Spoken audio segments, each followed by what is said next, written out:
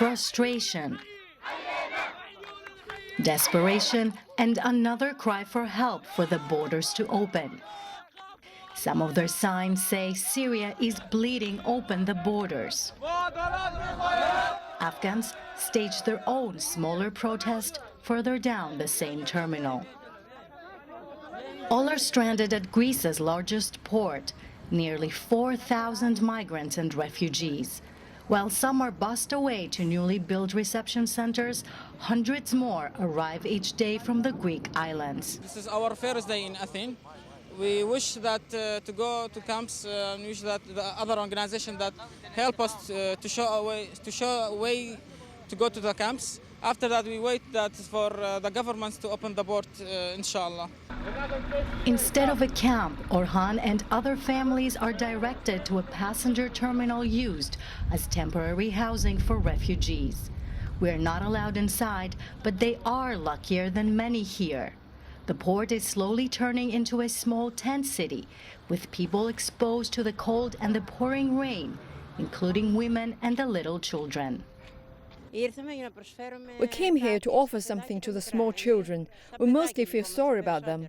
These are difficult times. These people suffer, and tomorrow it could be us in their shoes.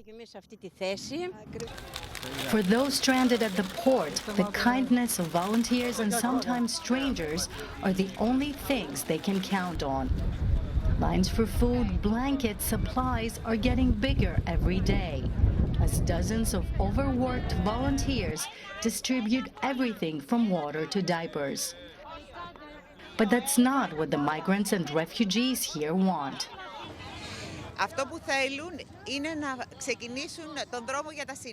What they want is to head to the border. They want to leave. We tell them that the border is closed, but they don't accept it. They live with the hope that at some point they will leave Greece and move on to the rest of Europe. Some have been stranded here for a week. Many are tired and keep asking when will it be their turn to go to a camp, sleep on a bed, and take a shower.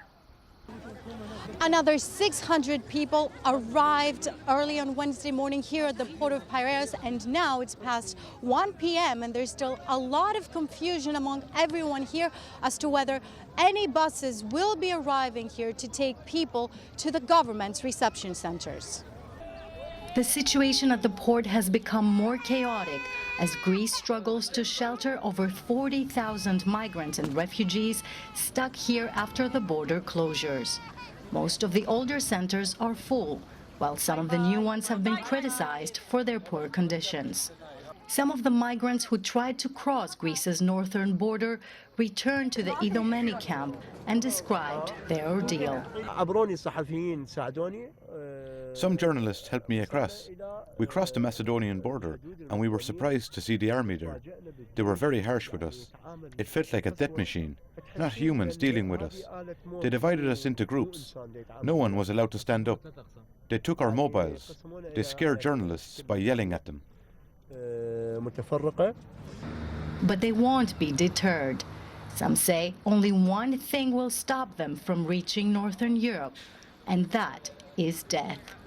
Filio Contrafori, CCTV, at the port of Piraeus, Greece.